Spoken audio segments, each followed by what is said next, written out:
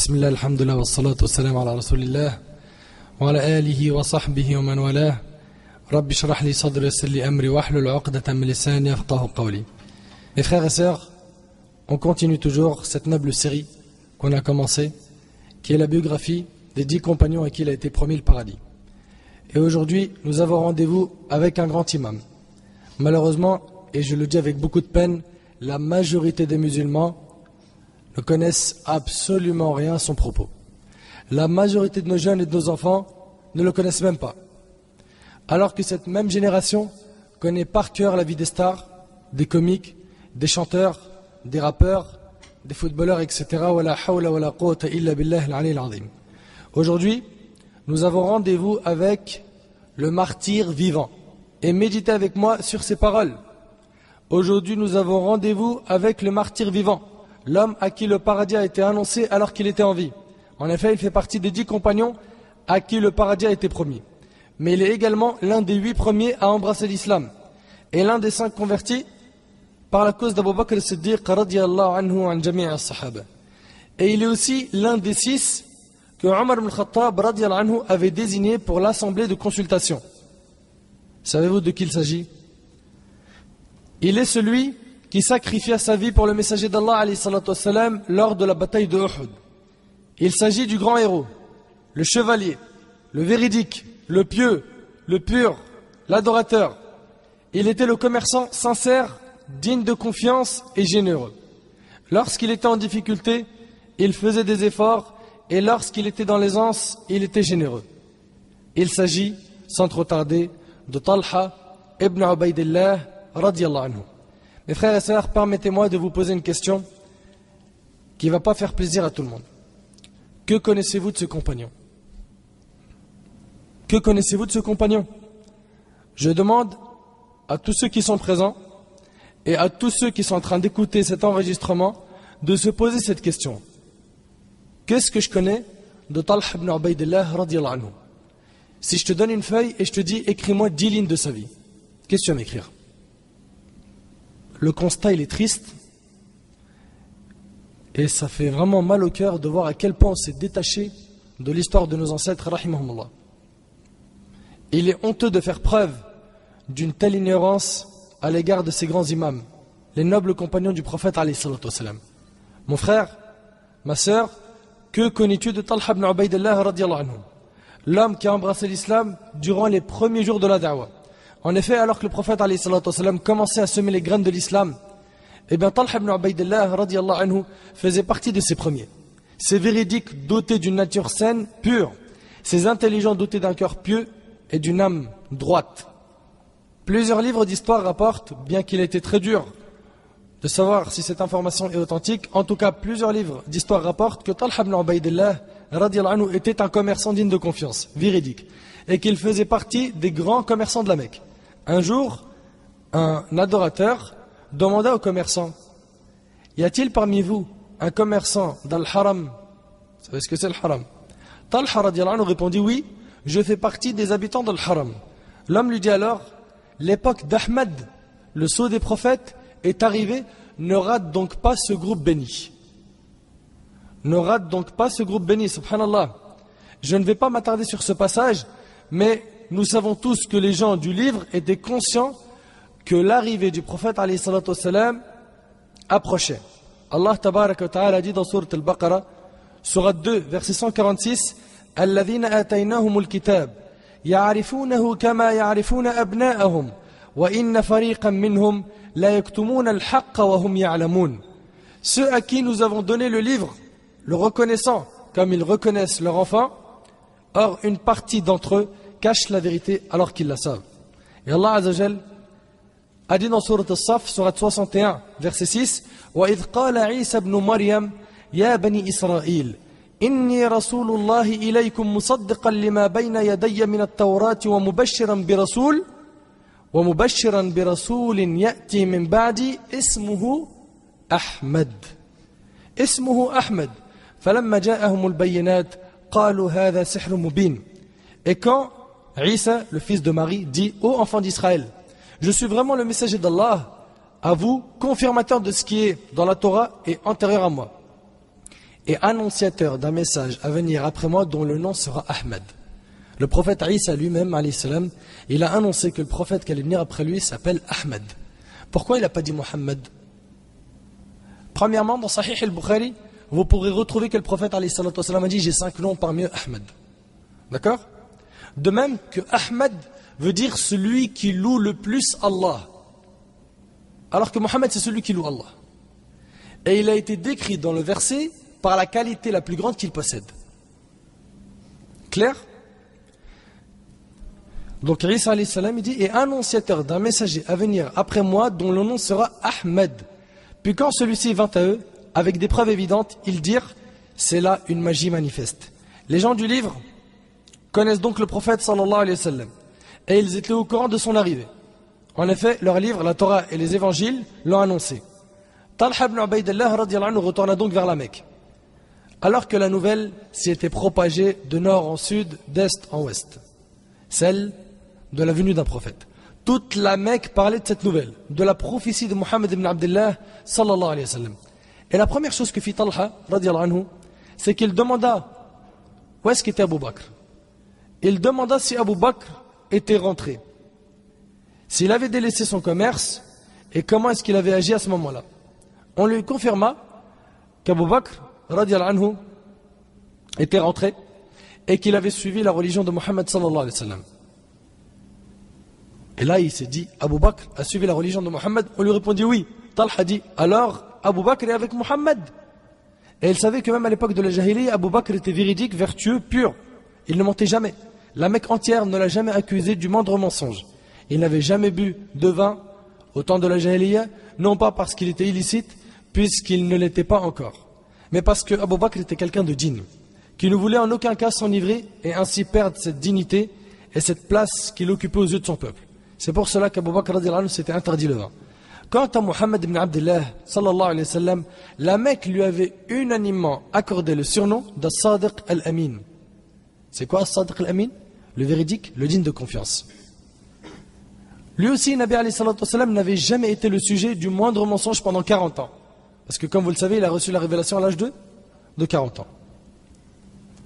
Et donc, les gens s'interrogèrent, allait-il mentir à propos de son Seigneur à l'âge de 40 ans? Allait-il donc mentir à propos de son Seigneur à l'âge de 40 ans? Bien sûr que non, jamais. Jamais. Donc Talha, radiyallahu anhu, dit, Abu Bakr est avec Muhammad. Et il alla immédiatement rejoindre Abu Bakr, qui était semblable à une fleur profitable à tout le monde par son odeur. Et tel est le croyant. Le croyant, il profite aux autres. Le croyant, il profite aux autres. Abu Bakr était semblable à une fleur profitable à tout le monde par son odeur. En effet, après avoir embrassé l'islam, Abu Bakr se mit à la recherche des gens dotés d'une fitra qui n'a pas été altérée, des gens dotés d'une nature saine, pure, d'un cœur vivant, d'un cerveau intelligent, afin de leur exposer la religion d'Allah Azza wa Jal et de leur annoncer la révélation du messager alayhi salatu wassalam. Une fois que Talha fut arrivé chez Abu Bakr, le discours ne fut pas long. À peine Abu Bakr lui présenta l'islam, Talha a embrassé l'islam immédiatement. Puis tous les deux se sont précipités vers la maison du messager alayhi salatu wassalam. Et là-bas, Talha ibn Ubaydillah tendit la main au prophète alayhi salatu wassalam afin de lui prêter serment d'allégeance et ainsi de prononcer le témoignage de vérité. Ashhadu an la ilaha illallah wa ashhadu anna Muhammadan Rasulullah. C'est à ce moment-là que Talha passe de la mécréance et du polythéisme à la croyance et à l'unicité. Ce héros, Talha ibn Ubaydillah radiyallahu anhu, exerçait le métier de commerçant. Un commerçant honnête et digne de confiance. Et c'est ainsi que tout musulman doit être. Le musulman doit faire preuve d'une personnalité et d'un comportement exemplaire, où qu'il soit. Talha radiyallahu anhu, dans son métier de commerçant, il était honnête. Dans sa prière derrière le prophète alayhi salatu wassalam, il pleurait. Sa nuit, il l'a passée auprès d'Allah Azza wa Jal avec sa famille, son épouse et ses enfants. Il était généreux, doux, clément. Et lors de la bataille, il était un héros qui sacrifia sa vie, son âme et son sang pour Allah Azza wa Jal et son messager alayhi salatu wassalam. Et c'est à cela que doit ressembler la personnalité du musulman. Le musulman qui est intelligent, le musulman qui est éveillé, le musulman qui a un fahm, une compréhension, qui connaît son but et qui sait comment satisfaire Allah et son messager alayhi salatu wassalam. Tel doit être l'esprit du croyant, tout comme l'était celui du maître des hommes, notre prophète Muhammad sallallahu alayhi wa sallam. Mes frères et sœurs, Savez-vous que le paradis a été annoncé à Talha ibn Ubaydillah radiyallahu anhu? En effet, quelques temps plus tard, le prophète alayhi salatu wassalam lui a annoncé le paradis. Méditez mes frères et sœurs. Méditez avec moi sur ce qui suit. Le prophète alayhi salatu wassalam ne lui a pas fait n'importe quelle annonce. Il s'agit de l'annonce du paradis. Vous vous rendez compte de cette annonce? Quelle bonne nouvelle! Quel mérite pour un homme qui fait encore partie du monde des humains, d'apprendre qu'il fera partie des habitants du paradis. L'imam al-Tirmidhi, rahimahullah, a rapporté avec une chaîne de transmission authentique que Abdurrahman ibn Auf, radiyallahu anhu, a dit que le prophète sallallahu alayhi wa sallam a dit: Abu Bakr sera au paradis, Omar sera au paradis, Uthman sera au paradis, Ali radiyallahu anhu sera au paradis, Talha sera au paradis, Az-Zubayr ibn al-Awwam sera au paradis, Abdurrahman ibn Auf sera au paradis, Saad ibn Abi Waqqas sera au paradis, Saïd ibn Zayd sera au paradis et Abu Ubayd ibn al-Jarrah sera au paradis. Ça, c'est les 10 noms des 10 compagnons à qui il a été promis le paradis. Je sais que vous connaissez pour la plupart Abu Bakr, Omar, Uthman, Ali. Mais qu'en est-il de Talha? Qu'en est-il de Zubayr, Abdurrahman ibn Auf, Saad ibn Abi Waqqas, Saïd ibn Zayd, Abu Ubayd ibn al-Jarrah? Mes frères ainsi que vous mes sœurs, apprenez ces noms. Apprenez ces noms. En plus, on en aura besoin tout au long de cette série. Ces noms que je viens de citer sont les 10 compagnons à qui le véridique, le digne de confiance, Mohammed ibn Abdullah alayhi salatu wassalam, a annoncé le paradis. Ces derniers seront dans des jardins et parmi des ruisseaux dans un séjour de vérité auprès d'un souverain omnipotent. Si seulement nous pouvions méditer sur l'annonce de cette nouvelle impressionnante. Un homme à qui le paradis a été promis alors qu'il fait encore partie des habitants de ce bas monde. Et ce n'est pas tout, le prophète alayhi salatu wassalam lui a aussi annoncé le martyr. Le prophète alayhi salatu wassalam lui a annoncé qu'il sera tué dans le sentier d'Allah. Et puis comme nous le savons, et nous cessons de le répéter, le prophète alayhi salatu wassalam était le véridique, le digne de confiance qui ne prononçait rien sous l'effet de la passion. En effet, le prophète alayhi salatu wassalam a annoncé tout ce qui se produira après sa mort. Et parmi les annonces du prophète alayhi salatu wassalam, il a informé Talha ibn Ubaydillah qu'il était un martyr qui marchait sur terre. Un martyr vivant. Un homme qu'Allah avait écrit parmi les martyrs.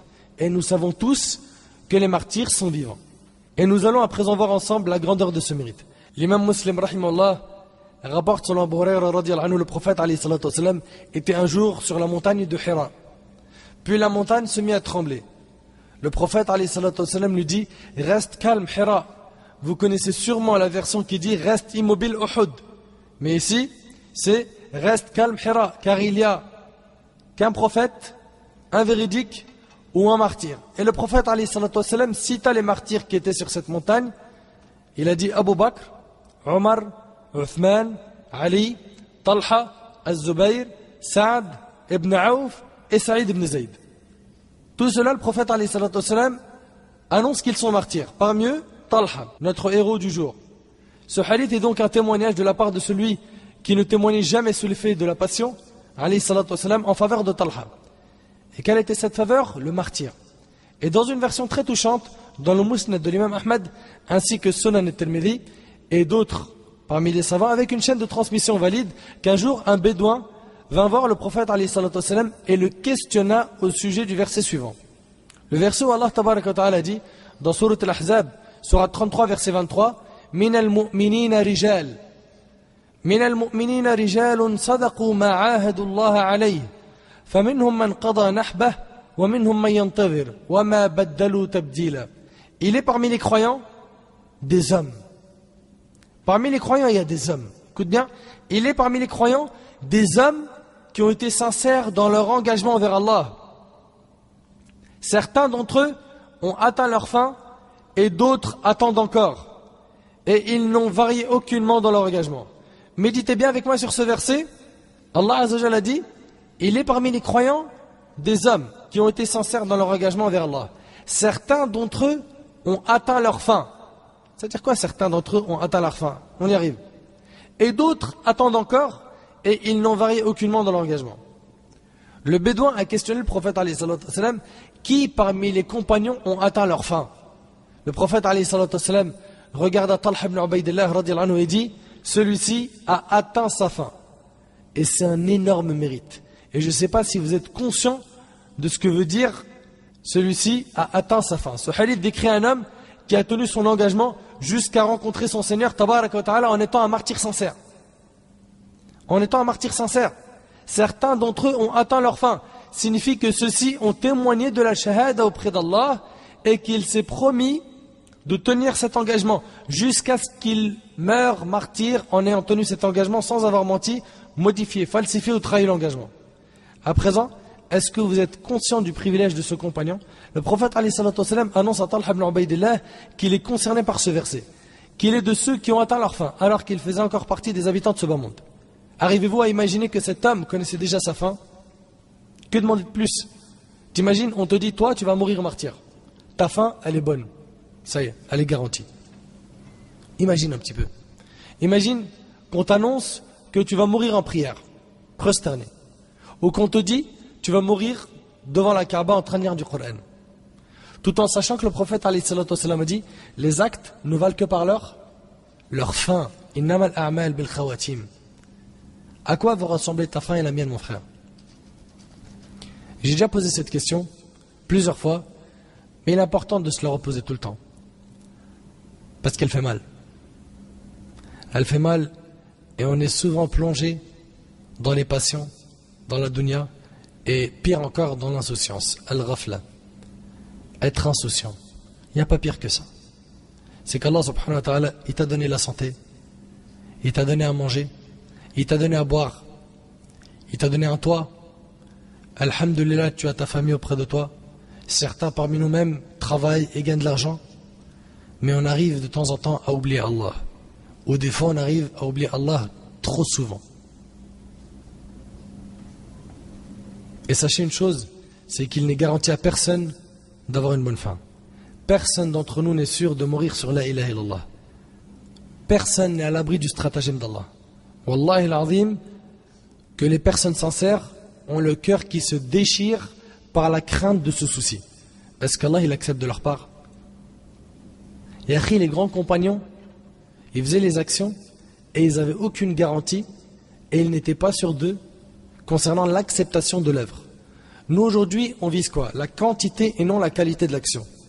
Aujourd'hui, on vise quoi? Celui qui va prier toute la nuit, celui ou celle qui va lire 30, 40, 50, voire 100, 200 pages de Coran par jour, en oubliant qu'Allah ne regarde pas la quantité mais la qualité. Est-ce que c'était fait pour Allah? Est-ce que tu étais sincère? Est-ce que tu recherchais réellement la satisfaction d'Allah ou l'ostentation? Tu voulais dire aux gens, voilà ce que j'ai fait aujourd'hui. Chacun d'entre nous connaît la réponse. Et notre prophète, alayhi salatu wassalam, son souci était de savoir comment elle allait être sa fin. Ça, c'était Nabi alayhi salatu wassalam. Qu'en est-il de nous? Selon al-Ala, la tante de Hizam ibn Hakim al-Ansari, radiallahu anhu, le prophète alayhi salatu wassalam a dit, par Allah, je ne sais pas, alors que je suis le messager d'Allah, ce que l'on fera de moi ni de vous, rapporté par Bukhari. Le prophète alayhi salatu wassalam, il ne se sentait pas en sécurité. Et aujourd'hui, on était touché par ce fléau, celui de se sentir en sécurité. Moi, alhamdoulilah, mon frère Labès alayhi, on se contente, bien comme il faut, de ce qu'on fait comme ibadah, comme adoration. Et Allah tabaraka wa ta'ala, il a dit dans un hadith qudsi, par ma puissance, je ne réunis pas dans le cœur de mon serviteur de peur et de quiétude. Si mon serviteur a peur de moi dans ce bas monde, je le mettrai en sécurité le jour du jugement. Et si il est en sécurité dans ce bas monde, je lui ferai peur le jour du jugement. Est-ce que tu as peur d'Allah? Tu vas me dire bien sûr que oui. Est-ce que ça se voit quand tu es seul? Parce que quand on est en groupe, c'est facile de montrer une bonne image. Quand tu es seul, est-ce que tu es hypocrite? Ou est-ce que tu es quelqu'un de sincère? Tu ne désobéis pas à Allah. Tu ne regardes pas avec tes yeux le haram. Tu n'écoutes pas avec tes oreilles le haram. Ta langue ne prononce pas le haram. Tes pieds ne se dirigent pas vers le haram. Tes mains ne touchent pas ce qui est haram. Ces questions, moi, me font mal. Moi, je vous le dis personnellement, Wallah, elles me font mal. Elles me font très mal parce qu'on est tous dans le même bateau, le bateau des pécheurs. Tous. Si le prophète alayhi salatu wassalam dit, par Allah, je ne sais pas, alors que je suis le messager d'Allah, ce que l'on fera de moi ni de vous. Qu'en est-il de nous? On a un mauvais comportement. On triche, on ment, on médit, on calomnie, on se moque des gens, etc. Qu'en est-il de nous? Je reviens à dire que Talha ibn Ubaydillah radiallahu anhu connaissait déjà sa fin. Et comme vous le savez, les actions ne valent que par leur fin. Et qu'Allah tabaraka ta'ala nous accorde à tous et à toutes une bonne fin. Et l'annonce faite à Talha ibn Ubaydillah radiyallahu anhu, ce noble compagnon, ce pieux, ce héros, se concrétisa le jour de la bataille de Uhud. Une bataille qui fut très dure. En effet, ce jour-là, le prophète alayhi salatu wassalam allait se faire tuer. Ce jour-là, les polythéistes avaient tout préparé pour se venger de leur défaite lors de la bataille de Badr. Leur chef Abu Sufyan avait préparé 3000 combattants, ce qui est énorme. C'était même l'armée la plus grande de l'époque. Et ce n'est pas tout, ce même Abu Sufyan insistait au point où il a emmené les femmes avec lui, afin de s'assurer que les hommes ne s'enfuiront pas. En effet, quelle honte si l'un de ces hommes fuyait et abandonnait sa femme. Les polythéistes étaient donc déterminés à se venger du messager d'Allah alayhi salatu wassalam, et ainsi de venger leurs compatriotes qui avaient été tués lors de la bataille de Badr. Une fois arrivé à Uhud, le prophète alayhi salatu wassalam concerta ses compagnons pour savoir s'il devait plutôt rester à Médine, et au cas où il se ferait attaquer, la ville se transformait alors en un véritable champ de bataille avec des hommes qui combattraient en pleine rue, des femmes et des enfants qui combattraient d'au-dessus des toits, etc. Et il leur a demandé, ou bien est-ce que vous préférez que l'on sorte affronter l'ennemi? Les jeunes, pleins d'énergie et d'enthousiasme sincère, insistaient à ce que le prophète alayhi salatu wassalam affronte les polythéistes. Surtout après avoir entendu des éloges du prophète alayhi salatu wassalam à l'égard des compagnons ayant participé avec lui à la bataille de Badr. Selon Ali ibn Abi Talib radiyallahu anhu, le prophète alayhi salatu wassalam a dit: sache qu'Allah a considéré les combattants de Badr et leur a dit: faites ce que vous voulez car je vous ai pardonné, rapporté par Tirmidhi, authentifié par l'Albani. Ceux qui étaient dans la bataille de Badr, Allah leur a pardonné leurs péchés. Écoute bien, sache qu'Allah a considéré les combattants de Badr et leur a dit: faites ce que vous voulez car je vous ai pardonné. Le prophète alayhi salatu wassalam a approuvé l'avis des compagnons qui était de quitter Médine pour aller combattre à Uhud. Et il quitta la ville afin d'affronter les polythéistes hors des frontières de Médine. Et il alayhi salatu wassalam plaça effectivement son camp à Uhud. Le prophète alayhi salatu wassalam avait préparé 1000 combattants. Mais en partant de Médine, un hypocrite sema les graines d'une fitna destructrice au sein de l'armée des musulmans. Cet hypocrite, ainsi que 300 autres combattants, se sont retirés en disant: dans quel but allons-nous sacrifier nos vies? Et la fitna fut enclenchée, et elle aurait pu perturber les rangs des musulmans. Mais Allah Azza wa Jalla les a épargnés. En raison de cette fitna, des tribus entières auraient pu se retirer. Allah Tabaraka wa Ta'ala dit dans le Coran, dans Sourate Ali Imran, Sourate 3, verset 122, إِذْ هَمَّتْ طَائِفَتَانِ مِنْكُمْ أَنْ تَفْشَلَا وَاللَّهُ وَلِيُّهُمَا وَعَلَى اللَّهِ فَلْيَتَوَكَّلِ الْمُؤْمِنُونَ. Quand deux de vos groupes songèrent à fléchir, alors qu'Allah est leur allié à tous deux, car c'est en Allah que les croyants doivent placer leur confiance. Regarde bien, quand deux de vos groupes songèrent à fléchir, tout abandonné, alors qu'Allah est leur allié à tous deux, car c'est en Allah que les croyants doivent placer leur confiance. Les flammes de cette fitna avaient failli faire un ravage, mais Allah Azza wa Jal a raffermi le cœur des compagnons du prophète alayhi salatu wassalam, malgré que les musulmans n'étaient plus que 700. Face à combien? 3000 combattants. C'est alors que le prophète alayhi salatu wassalam se leva lui-même afin de choisir les chefs, d'organiser les rangs, de délimiter la terre du combat et de mettre en place la stratégie qu'ils allaient suivre. J'attire votre attention, mes frères et sœurs, sur le fait que le prophète alayhi salatu wassalam était un messager ayant reçu la révélation des cieux afin de lier la terre aux cieux par le meilleur des liens. Mais le prophète alayhi salatu wassalam était également un dirigeant militaire, capable de mettre des stratégies par lui-même, de diriger les armées par lui-même. Et même lorsque les héros et les courageux fuyaient les combats acharnés, le prophète alayhi salatu wassalam se levait et restait face à l'ennemi et disait haut et fort: je suis le prophète et ce n'est pas un mensonge, je suis le fils d'Abd al-Muttalib. Pendant ce temps-là, les compagnons étaient derrière lui. Et le prophète alayhi salatu wassalam était également un homme politique. Il alayhi salatu wassalam est celui qui a fondé une nation pour les musulmans en plein milieu d'un désert où la mécréance et l'ignorance prédominaient.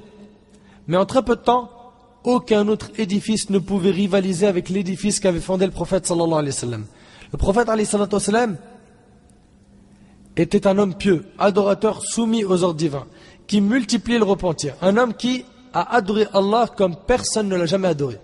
Il priait jusqu'à ce que ses pieds se fendent, et quand on lui demandait pourquoi est-ce qu'il faisait cela, pourquoi est-ce qu'il faisait autant d'efforts pour Allah Azza wa Jal, alors qu'Allah lui avait pardonné son passé, son futur, il disait: ne serais-je point un serviteur reconnaissant?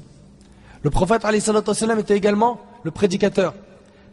L'appel à l'islam a puisé tout son temps, sa sueur, son sang, sa tranquillité. En effet, dès les premiers moments de la da'wah, Allah Azza wa Jalla lui a dit, et cela vous le retrouverez dans Surat al-Muddathir, Surat 74, versets 1 et 2, Ya ayyuhal muddathir, qum fa'anzir. Ô toi, Muhammad, qui est revêtu d'un vêtement, lève-toi et avertis. Et en effet, il se leva, alayhi salatu wassalam, et il n'a plus jamais goûté au repos, jusqu'à ce qu'il retrouve son Seigneur, Jalla wa ala. Le prophète, alayhi salatu wassalam, faisait aussi preuve d'une grande compassion envers les autres. Il n'existe pas une personne qui n'a été, ni une personne qui ne sera plus humain ou plus clément que le Nabi, alayhi salatu wassalam. Le prophète, alayhi salatu wassalam, une petite fille à Médine, elle pouvait prendre sa main, marcher avec lui, et il la suivait sans lui dire: où est-ce que tu m'emmènes? Et c'était le prophète. Et il la suivait, et ça c'était une preuve de modestie. Il, alayhi salatu wassalam, soignait les blessures des blessés. Il essuyait les larmes des misérables. Il dissipait les maux des souffrants. Il consolait les gens, sallallahu alayhi wa sallam. Oui, le prophète, alayhi salatu wassalam, est le parfait exemple à suivre qu'Allah Azza wa Jalla a envoyé afin de montrer aux gens comment mettre en pratique la bonté et les grandes valeurs, la religion d'Allah tabaraka wa ta'ala. Le prophète, alayhi salatu wassalam, se leva donc lui-même afin de choisir les dirigeants de cette bataille, la bataille de Uhud, d'organiser les rangs, de délimiter la terre du combat et de mettre en place la stratégie qu'ils allaient suivre. En effet, le prophète, alayhi salatu wassalam, observa la terre du combat d'un œil d'expert, un véritable dirigeant. Il, alayhi salatu wassalam, plaça ensuite 50 parmi les archers sur la montagne des archers, Jabal al-Rumat. Ces 50 hommes maîtrisaient le tir à l'arc. Et le prophète, alayhi salatu wassalam, leur désigna comme responsable Abdullah ibn Jubayr, radiyallahu anhu. Dans la version de l'imam Ahmad avec une chaîne de transmission authentique, le prophète, alayhi salatu wassalam, a dit à Abdullah ibn Jubayr, donc le chef des archers: protégez nos dos. Protégez nos dos. Si vous voyez qu'on nous tue, ne nous portez pas secours. Si vous voyez qu'on ramasse le butin de guerre, ne vous en mêlez pas. Il a été clair. L'ordre du prophète, alayhi salatu wassalam, était clair dans ce hadith. Et je vous demande toute votre attention, parce que nous allons à présent exposer une leçon que tout un chacun se doit d'apprendre et de mettre en application. Parce qu'en effet, notre communauté en a vraiment besoin. Le prophète, alayhi salatu wassalam, le véridique, le dirigeant, a mis en place la stratégie pour cette bataille. Puis il leur donne clairement aux archers de protéger leurs arrières et de n'intervenir en aucun cas, même s'ils les voyaient se faire tuer. En d'autres termes, ce n'est pas votre rôle. Votre rôle dans la bataille est bien précis. Ne le délaissez absolument pas.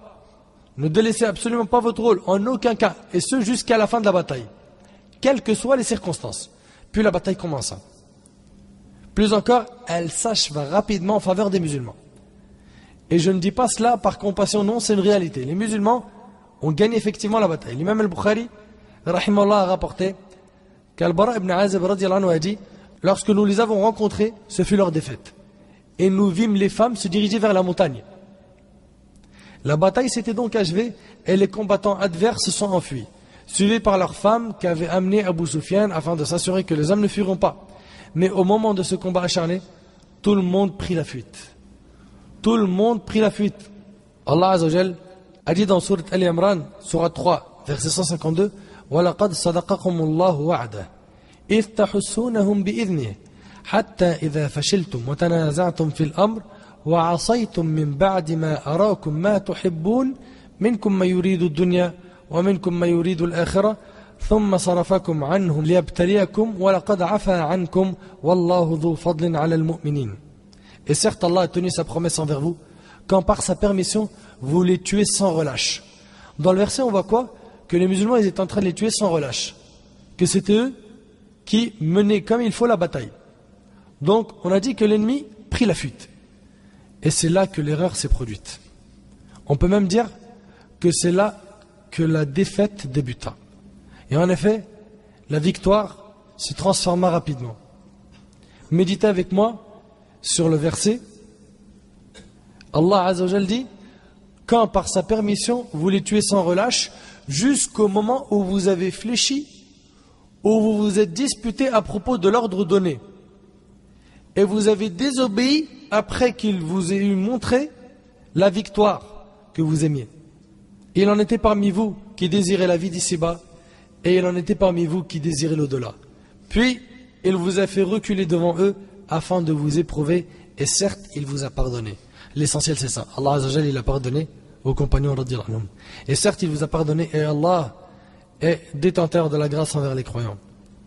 Allah Azza wa Jalla a dit aussi dans Surat Al-Imran, en parlant de cette bataille, Surat 3, verset 153, إِذْ تُصْعِدُونَ وَلَا تُلْوُونَ عَلَى أَحَدٍ وَالرَّسُولُ يَدْعُوكُمْ فِي إُخْرَاكُمْ فَأَثَابَكُمْ غَمًّا بِغَمٍّ لِكَيْ لَا تَحْزَنُوا عَلَى مَا فَاتَكُمْ وَلَا مَا أَصَابَكُمْ وَاللَّهُ خَبِيرٌ بِمَا تَعْمَلُونَ. Rappelez-vous, quand vous fuyez, sans vous retourner vers personne, cependant que derrière vous, le messager vous appelait. Alors, il vous infligea angoisse sur angoisse, afin que vous n'ayez pas de chagrin pour ce qui vous a échappé, ni pour les revers que vous avez subis. Et Allah est parfaitement connaisseur de ce que vous faites. Méditez avec moi un peu sur ce reproche. Pourquoi avez-vous fui? Qu'est-ce-t-il passé? Et la conséquence se traduit par une terreur, une peur, une déstabilisation des rangs, qui provoqua un vrai carnage, un bain de sang. Et 70 compagnons seront tués en très peu de temps. Pourquoi? Parce que les archers placés sur la montagne ont délaissé l'ordre du prophète alayhi salatu wassalam et l'ordre de leurs dirigeants. Ils ont oublié l'ordre clair du prophète alayhi salatu wassalam, protégez nos dos, et si vous voyez qu'on nous tue, ne nous portez pas secours. Et si vous voyez qu'on ramasse le butin de guerre, ne vous en mêlez pas. Et en effet, les archers sont descendus de la montagne et ils ont ainsi enfreint l'ordre du prophète alayhi salatu wassalam, leurs dirigeants. Ils sont descendus parce qu'ils ont vu les compagnons récupérer le butin et ils se sont dit, ça y est, on a gagné la bataille. Ils se précipitèrent à descendre en disant le butin. Et à ce moment-là, le compagnon Khalid ibn al-Walid radiyallahu anhu, qui n'était pas musulman mais qui l'est devenu plus tard, et plus tard il a été surnommé l'épée d'Allah, Saifullah, Khalid a réalisé le danger de cette erreur. Et qu'est-ce qu'il a fait? Il est parti par derrière, discrètement, et il a attaqué d'une extrême violence les compagnons. Ainsi, les musulmans se sont retrouvés encerclés par l'ennemi. Une partie leur faisait face, et l'autre était dans leur dos. Les musulmans, ils sont encerclés. Il y a de l'ennemi qui est en train de prendre la fuite, et après, ils voient l'ennemi qui vient par derrière. Donc, ils sont encerclés. Une partie leur faisait face, et l'autre était dans leur dos. Ils furent alors attaqués par tous les moyens et par tout type d'armes, épées, lances, flèches, etc. Et 70 musulmans furent tués.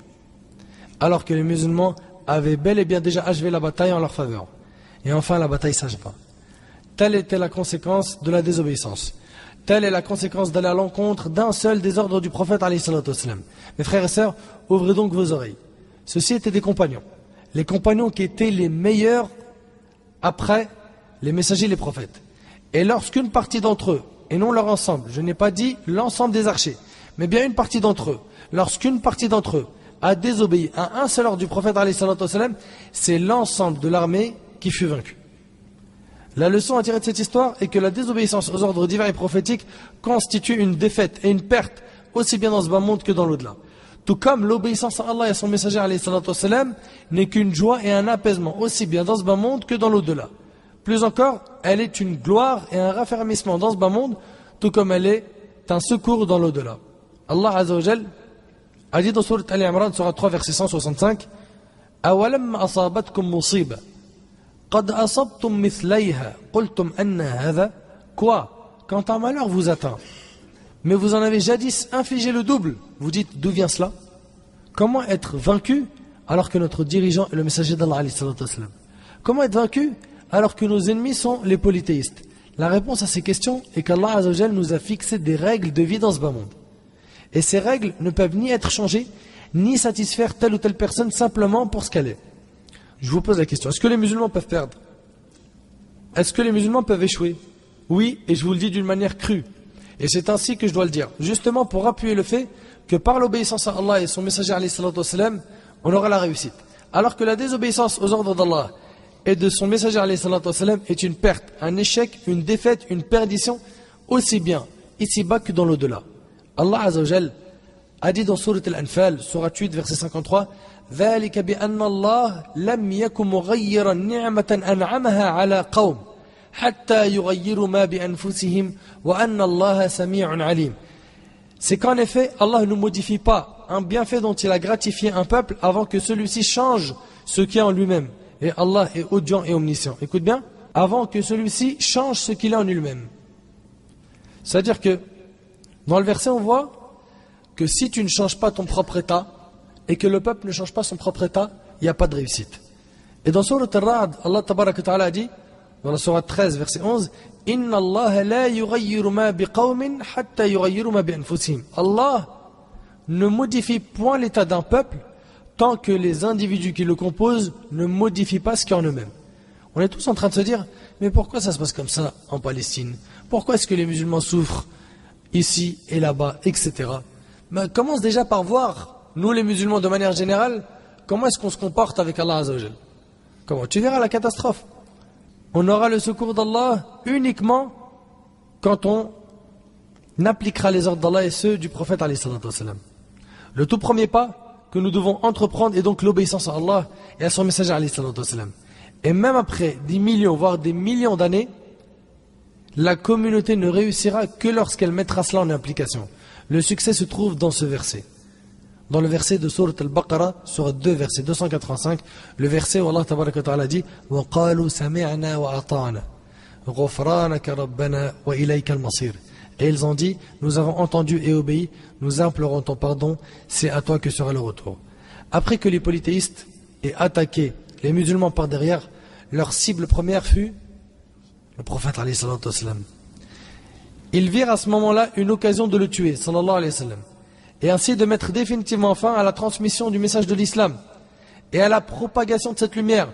Mais ils tentaient là une mission impossible puisque le moindre mal ne peut atteindre une personne qu'Allah protège, de même que personne ne peut le vaincre. Allah Azza wa Jalla a dit dans Sourate Al-Ma'ida, Sourate 5, verset 67, Ya ayyuha ar-rasoul, balligh ma unzila ilayka min rabbik, wa in lam taf'al, fama ballaghta risalatahu, wallahu ya'asimuka min an-nas. Inna Allah la yahdi al-qawma al-kafirin. Ô messager, Allah il s'adresse au prophète alayhi sallam. Il dit, ô messager, transmets ce qui t'a été descendu de la part de ton Seigneur. Transmets la religion. Si tu ne le faisais pas, alors tu n'auras pas communiqué son message et Allah te protégera des gens. Allah est du prophète alayhi sallam et Allah te protégera des gens. Certes, Allah ne guide pas les gens mécréants. Ainsi, Allah Azza wa Jalla a décidé de préserver son messager alayhi sallam afin qu'il transmette son message. Mais le prophète alayhi sallam fut réellement la cible primordiale des ennemis. Et les polythéistes ont effectivement encerclé le prophète alayhi sallam, et c'est à présent que nous allons voir la valeur de Talha ibn Ubaydillah radiyallahu anhu. Sa loyauté, son héroïsme. Je vous le jure par Allah que ce passage est impressionnant. Et si j'étais amené à rencontrer ce noble compagnon, je n'hésiterais pas à lui embrasser la main et la tête. Radiyallahu anhu. Ce noble compagnon qui a fait de son corps un bouclier de protection pour le prophète alayhi sallam, un bouclier va recevoir toutes les flèches, les lances et épées afin d'éviter que le moindre mal ne touche le prophète alayhi sallam. Oui, Talha ibn Ubaydillah radiyallahu anhu, il va se transformer en un habit fidèle et loyal dans lequel il enveloppa le prophète alayhi sallam, au point où le prophète alayhi sallam dit à son sujet une parole parmi les plus belles paroles qui puissent être prononcées. Il alayhi sallam dit Awjaba Talha, Awjaba Talha, ce qui s'explique par le paradis lui a obligatoirement été accordé. Le paradis lui a obligatoirement été accordé. Il a tellement défendu le prophète alayhi sallam qu'il a prononcé cette parole. Imagine avec moi cette situation. Le prophète alayhi sallam se trouve en plein cœur des flèches, des lances et des épées des polythéistes, et c'est là que Talha surgit, n'ayant aucun autre objectif que de protéger le prophète alayhi sallam et de le sauver. Dans Sahih Muslim, lorsque les polythéistes, les mouchriquines, se sont rassemblés autour du prophète alayhi sallam, qui était avec un groupe d'Ansar, les habitants de Médine, les polythéistes, les mouchriquines, atteignirent le prophète alayhi sallam qui dit qu'il le repousse afin d'être mon compagnon au paradis. Le prophète alayhi sallam, il motive les compagnons à le défendre. Qu'il les repousse afin d'être mon compagnon au paradis. Chacun parmi les Ansar dit moi, et ils se mirent à combattre jusqu'à être tués l'un après l'autre. Ils étaient 9. Après le meurtre de tous les Ansar, Talha s'avança et se battit jusqu'à ce que sa main fût paralysée. L'imam al-Bukhari rahimahullah, a même rapporté que Qais ibn Abi Hizam a dit au jour de Uhud, j'ai vu Talha qui, la main paralysée, gardait le prophète alayhi salatu wassalam. Talha ibn Ubaydillah radiyallahu anhu fut paralysé de la main afin de sauver le prophète alayhi salatu wassalam. Plus encore, il avait porté le prophète alayhi salatu wassalam sur son dos lors de cette bataille. Il a porté le prophète alayhi salatu wassalam sur son dos, et à ce moment-là, le prophète alayhi salatu wassalam était fatigué, on l'avait blessé au visage, on lui avait cassé une dent, et son sang coulait, son sang pur coulait, sallallahu alayhi wa sallam. Et le prophète alayhi salatu wassalam a réellement failli se faire tuer. Et la rumeur que le prophète alayhi salatu wassalam s'était fait tuer s'est même propagée dans le champ de bataille. Certains compagnons jetèrent alors leurs armes en s'écriant: le prophète alayhi salatu wassalam a été tué. À quoi bon de combattre? Jusqu'à ce que Anas ibn Nadr leur dit: pourquoi avez-vous baissé vos armes? Et ils dirent: le prophète alayhi salatu wassalam a été tué. Que faire dans ce bas monde sans le messager d'Allah? Sallallahu alayhi wa sallam. Mais Anas ibn Nadr, et le hadith il est rapporté par Bukhari et Muslim, leur dit: levez-vous et mourrez sur ce que le messager d'Allah alayhi salatu wassalam a donné sa vie. À présent, mon frère, ainsi que toi, ma sœur, imagine avec moi que tu vois le prophète alayhi salatu wassalam en pleine bataille, que son sang est en train de couler et qu'il est sur le point de se faire tuer. Comment allais-tu agir? Je suis sûr et certain qu'il y en a parmi nos frères qui écoutent ces paroles et qui en pleurent. Qu'il y en a parmi nos sœurs et nos mères qui en pleurent et qui auraient aimé sacrifier leur vie pour le prophète alayhi salatu wassalam. Par Allah, je sais qu'il existe encore des gens dans notre communauté, hommes et femmes jeunes et âgés, qui préféreraient sacrifier leur vie, je ne dis pas leur bien, ni quoi que ce soit d'autre, mais bel et bien leur vie et leur âme, et ne pas voir la moindre goutte de sang couler du corps du prophète alayhi salatu wassalam. Si telle aurait été la réaction de certains de notre communauté actuelle, qu'en est-il de ces compagnons choisis pour le prophète alayhi salatu wassalam et qui ont été éduqués par un Nabi alayhi salatu wassalam? Talha ibn Ubaydillah surgit alors comme un lion afin de protéger le prophète alayhi salatu wassalam par son corps, son sang et son âme. Et il resta à le défendre jusqu'à ce que les autres compagnons soient arrivés. Il a été celui qui a le plus défendu le prophète alayhi salatu wassalam ce jour-là. Lorsqu'Abu Bakr Siddiq radiyallahu anhu se souvenait du jour de la bataille de Uhud, il disait: ce jour appartient entièrement à Talha. T'as vu le témoignage? Ce jour appartient entièrement à Talha. C'est un énorme témoignage. Je ne trouve pas de paroles me permettant d'exprimer la grandeur de ce témoignage prononcé par le véridique Abu Bakr radiyallahu anhu. Ce dernier raconte aussi: je fus le premier à arriver au prophète alayhi salatu wassalam lorsque les polythéistes l'ont surmené avec Abu Ubayd ibn al-Jarrah. Lorsque nous arrivâmes auprès de lui, alors que son sang coulait, Talha l'avait porté sur son dos, parce que le prophète alayhi salatu wassalam était épuisé. Il l'a porté sur son dos et il l'emmena à un endroit où le prophète alayhi salatu wassalam allait être en sécurité. Et lorsqu'Abu Bakr et Abu Ubayda arrivèrent auprès du prophète alayhi salatu wassalam, il alayhi salatu wassalam avait oublié sa douleur, ses blessures et son sang qui coulait, puis il a dit alayhi salatu wassalam à Abu Bakr: prenez votre frère, prenez votre frère, prenez votre frère. Et il parle de qui? De Talha. Le prophète alayhi salatu wassalam met de côté tout son mal et ordonne à Abu Bakr et Abu Ubayda de se précipiter vers Talha ibn Ubaydillah afin de lui porter secours. Abu Bakr raconte: nous nous précipitâmes alors vers Talha et nous trouvâmes qu'il n'y avait pas un endroit dans son corps qui ne portait pas l'impact d'une flèche, d'une lance ou d'une épée. Abu Bakr radiyallahu anhu poursuit en disant: nous l'arrangeâmes alors que le prophète alayhi salatu wassalam disait: Aoujaba Talha, Aoujaba Talha. Le paradis lui a été obligatoirement accordé, et il a dit ça Nabi alayhi salam 2 fois, parce que Nabi alayhi salam a vu que Talha a vraiment sacrifié, et qu'Allah tabaraka ta'ala t'agrée au Talha. Félicitations à toi, ô Talha, qu'Allah te récompense de la meilleure des manières, ô Talha. Le prophète alayhi salatu wassalam a réellement failli se faire tuer lors de cette bataille de Uhud, mais Allah azza wa jalla lui a envoyé Talha ibn Ubaydillah, ce grand lion qui a pu le défendre comme aucun compagnon ne l'a fait dans cette bataille. Et il faut également savoir que Talha ibn Ubaydillah a participé à toutes les batailles avec le prophète alayhi salatu wassalam, sauf la bataille de Badr, durant laquelle le prophète alayhi salatu wassalam lui avait confié une autre mission, à lui et à Sa'd ibn Abi Waqqas, une mission qu'ils remplirent parfaitement. Talha était courageux et très ascète. Un jour, l'épouse de Talha ibn Ubaydillah, Kalthum bint Abi Bakr, le vit souciant. Elle lui demanda: ô Talha, ô Aba Muhammad, est-ce que quelqu'un de ta famille t'a porté préjudice? T'avons-nous embêté? T'avons-nous attristé? Avons-nous fait quelque chose qui te déplaît? Voyez-vous de quelle bonté et de quelle grâce était dotée cette femme, radiyallahu anha. Et c'est tout à fait normal, puisqu'elle est la fille de qui? Là on parle de qui là? Kalthum bint Abi Bakr. Donc normalement ça y est, c'est réglé. C'est la fille d'Abu Bakr. Elle a grandi dans une ambiance véridique, celle de l'islam et de la révélation. Son époux Talha lui répondit: non par Allah. Non par Allah, quelle bonne épouse musulmane que tu es. Et le hadith il est rapporté par Tabarani et d'autres, et ces hommes sont dignes de confiance. Elle lui demanda: pourquoi donc un tel chagrin et une telle tristesse? Quel est ton souci? Talha répondit: c'est l'argent que je possède. J'ai beaucoup d'argent et ça m'a rendu soucieux. Subhanallah. Ça c'est un message aux personnes riches. Je m'adresse à présent à nos pères, qu'Allah les récompense, et je leur demande: imaginez-vous, il a une trentaine d'années. Vous vous souvenez? Est-ce que vous espériez posséder 1/10 de l'argent que vous possédez aujourd'hui? Imaginez-vous. Donc ma recommandation est: dépensez donc pour Allah et remplissez le droit d'Allah Azza wa Jal au niveau de l'argent qu'Allah vous a attribué. N'oubliez pas les pauvres partout dans le monde. N'oubliez pas ceux qui meurent de faim. Vous avez une grande part de responsabilité. N'oubliez pas ceux qui meurent de soif. N'oubliez pas ceux qui meurent de froid. Par Allah, il y a des moments où il y a des gens qui dorment sans avoir mangé.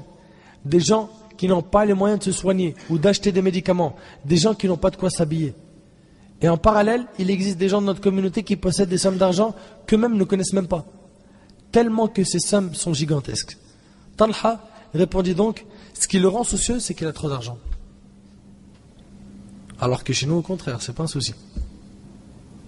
J'ai beaucoup d'argent et ça m'a rendu soucieux. Son épouse lui répondit: et pourquoi t'en soucier? Demain matin, répartis-le dans ta famille. Et c'est effectivement ce qu'il fit. Le lendemain matin, il partagea son argent et le distribua aux membres de sa famille. Il fit aumône de cet argent et s'en débarrassa. Il se débarrassa de ce souci qu'est l'argent. Il fut heureux et rendit les autres heureux. Chers frères et sœurs, l'argent est un plaisir éphémère. Tu vas en avoir, pas de problème. Par contre, il ne faut pas que l'amour de l'argent pénètre ton cœur. Et j'oublierai jamais de ma vie la parole d'un cher que j'aime beaucoup, qu'Allah m'a facilité de rencontrer. Il me disait: écoute, Akhi Nader, si l'argent pénètre, écoute bien, ton cerveau, tôt ou tard il va pénétrer ton cœur. Ça commence par d'abord hanter l'esprit, et après ça pénètre le cœur. Et si ça rentre dans ton cœur, c'est fini. C'est fini. Ton cœur, tu peux l'oublier. Le bonheur, on le trouve que dans la foi, que dans la spiritualité, que dans la relation qu'on a avec Allah Azza wa Jal. C'est pour ça qu'il faut à tout prix que les gens qui ont de l'argent prennent exemple sur ce compagnon. Pour lui, c'était un souci d'en avoir trop.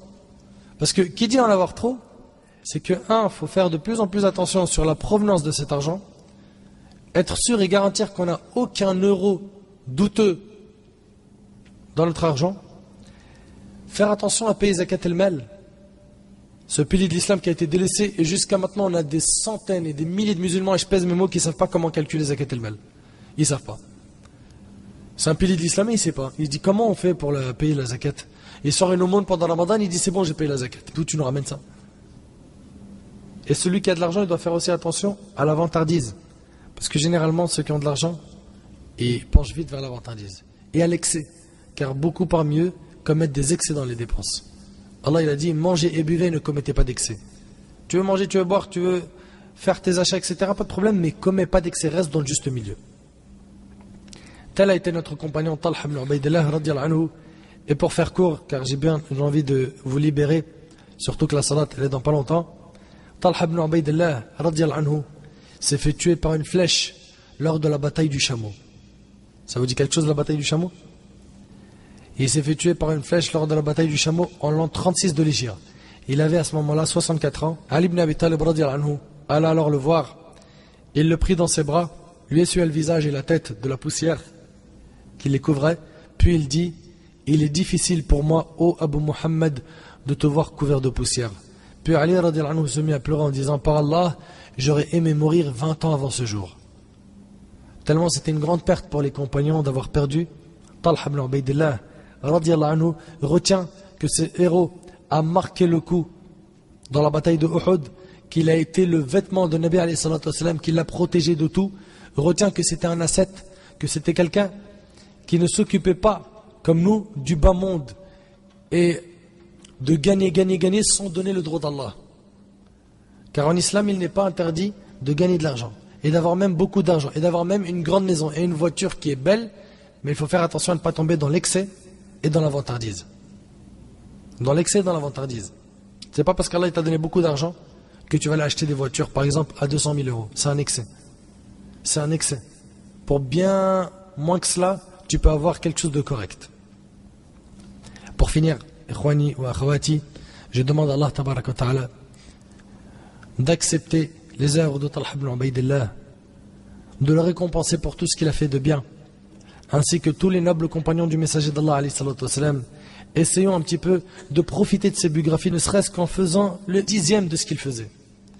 Et ce noble compagnon-là est un parmi nos exemples. Servons-nous de ces leçons dans notre vie de tous les jours, et qu'Allah tabaraka wa ta'ala nous facilite d'être ressuscités en sa compagnie, ainsi que la compagnie du messager alayhi salatu wassalam, et d'être dans le meilleur des endroits qui est le Jannah. As'Allah subhanahu wa ta'ala an yanfa'ani bima qult wa an yanfa'akum bima sami'tum. Hadha wallahu a'lam. Subhanaka Allahumma wa bihamdik, ashhadu an la ilaha illa anta astaghfiruka wa atubu ilayk. Barakallahu fikum, wassalamu alaykum wa rahmatullahi wa barakatuh.